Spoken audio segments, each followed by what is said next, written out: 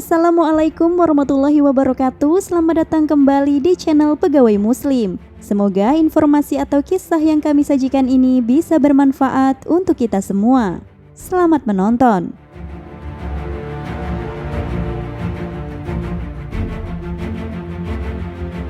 Nabi Isa adalah salah satu dari 25 nabi yang wajib diketahui oleh umat Islam. Sama seperti nabi lainnya, Nabi Isa memiliki mukjizat yang Allah berikan kepadanya. Mukjizat Nabi Isa adalah dapat berbicara saat usia masih bayi, menyembuhkan orang yang buta, menghidupkan orang yang sudah mati, dan mukjizat lain atas izin Allah. Mukjizat tersebut terdapat dalam Al-Quran surah Al-Maidah yang artinya, "Ingatlah ketika Allah mengatakan, 'Hai Isa putra Maryam, ingatlah nikmatku kepadamu dan kepada ibumu di waktu aku menguatkan kamu dengan Ruhul Kudus. Kamu dapat berbicara dengan manusia di waktu masih dalam buayan dan sesudah dewasa. Dan ingatlah di waktu aku mengajar kamu menulis, hikmah, Taurat, dan Injil. Dan ingatlah pula di waktu kamu membentuk dari tanah suatu bentuk yang berupa burung dengan izinku. Kemudian kamu meniup kepadanya, lalu bentuk itu menjadi burung yang sebenarnya dengan seizinku. Dan ingatlah di waktu kamu menyembuhkan orang yang buta sejak lahir dan orang yang berpenyakit kusta dengan seizinku. Dan ingatlah di waktu kamu mengeluarkan orang mati dari kubur menjadi hidup dengan seizinku. Dan ingatlah di waktu aku menghalangi Bani Israel dari keinginan mereka membunuh kamu, dikala kamu menggemukakan kepada mereka keterangan-keterangan yang nyata. Lalu orang-orang kafir di antara mereka berkata, 'Ini tidak lain melainkan sihir yang nyata.'" Quran surah Al-Maidah ayat 110. Karena mukjizat yang Allah berikan kepada Nabi Isa, iblis kemudian mencoba memperdayanya. Iblis beberapa kali menemui Nabi Isa dengan tujuan menyesatkannya. Namun usaha tersebut ternyata gagal. Bahkan iblis mendapat ganjaran sehingga tidak mau lagi menemui Nabi Isa.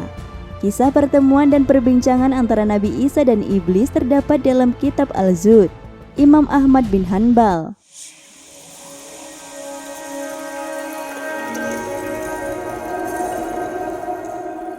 Abdullah bercerita, Muhammad bin Ishaq bin Muhammad bin Al-Mutsana bercerita kepada kami.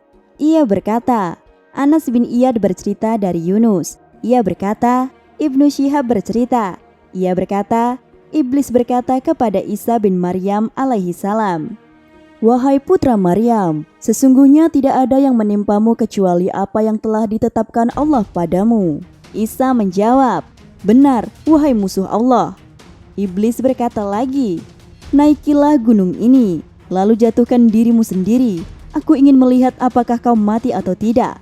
Isa alaihi salam menjawab, "Wahai musuh Allah, sesungguhnya hanya Allah yang berhak menguji hambanya, dan seorang hamba tidak berhak menguji Tuhannya."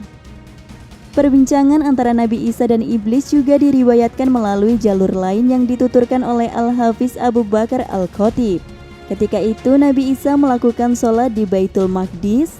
Selesai melakukan sholat, ia kemudian pergi. Saat berada di perbukitan, iblis mencegah dan mencegahnya. Ia kemudian berkata kepada Nabi Isa, "Kau tidak patut menjadi seorang hamba."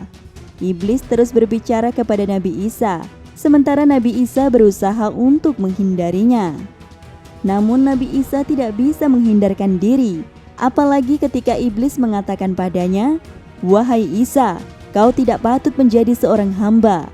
Nabi Isa kemudian meminta tolong kepada Robnya. Allah lalu mengirimkan malaikat Jibril dan Mikail. Saat melihat kedua malaikat itu datang, iblis kemudian menahan dirinya. Jibril dan Mikail melindungi Nabi Isa di jalan perbukitan itu. Jibril kemudian memukul iblis dengan kepakan sayapnya hingga iblis jatuh ke perut lembah. Namun iblis tidak menyerah. Ia kembali menemui Nabi Isa. Dan iblis tahu bahwa kedua malaikat itu hanya diperintahkan untuk melindungi Nabi Isa. Akhirnya iblis berkata kepada Nabi Isa, "Seperti yang telah kuberitahukan kepadamu, kau tidak patut menjadi seorang hamba. Amarahmu bukan seperti amarah hamba. Aku sendiri sudah merasakan akibatnya saat kau marah. Aku hanya menyerukan sesuatu kepadamu yang memang merupakan hakmu. Aku akan memerintahkan para setan untuk taat padamu. Selanjutnya, ketika manusia melihat para setan taat padamu, mereka akan menyembahmu. Aku bukannya mengatakan bahwa kau satu-satunya Tuhan, tapi Allah adalah Rabb yang disembah di langit, sementara kau Tuhan yang disembah di bumi. Mendengar kata iblis itu, Nabi Isa meminta pertolongan kepada Rabb-nya dan berteriak. Tiba-tiba malaikat Israfil turun menemui mereka. Malaikat Jibril dan Mikail menatap ke arah malaikat Israfil, sedangkan iblis hanya bisa terdiam. Saat malaikat Israfil berdiri bersama mereka, ia memukul iblis dengan sayapnya hingga terpental ke Ain Syam. Tak lama setelah itu, iblis turun. Nabi Isa kemudian melewatinya, sementara iblis masih berada di tempatnya. Iblis lalu berkata, "Wahai Isa, sungguh hari ini aku merasa letih dan menemui kesulitan karenamu." Nabi Isa kemudian melemparkannya hingga ke Ain Syam. Iblis melihat ada 7 malaikat di dekat mata air Hamiyah. Nabi Isa berkata, "Tutupilah dia." Setiap kali iblis keluar, ia langsung ditimpuk lumpur yang ada di sana. Perawi mengatakan, "Demi Allah, iblis tidak pernah lagi menemui Nabi Isa."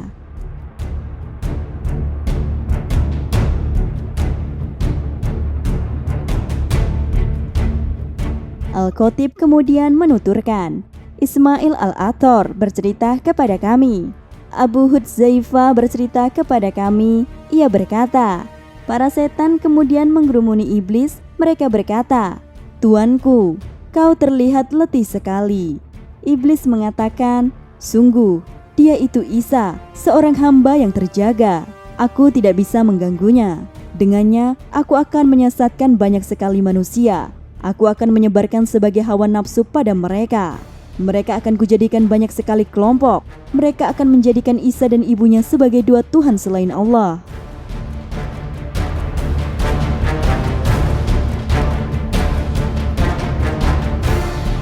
Itulah perbincangan yang terjadi ketika Nabi Isa bertemu dengan iblis. Iblis berusaha untuk menyesatkan Nabi Isa, namun karena keimanannya kepada Allah, ia terlepas dari tipu dayanya.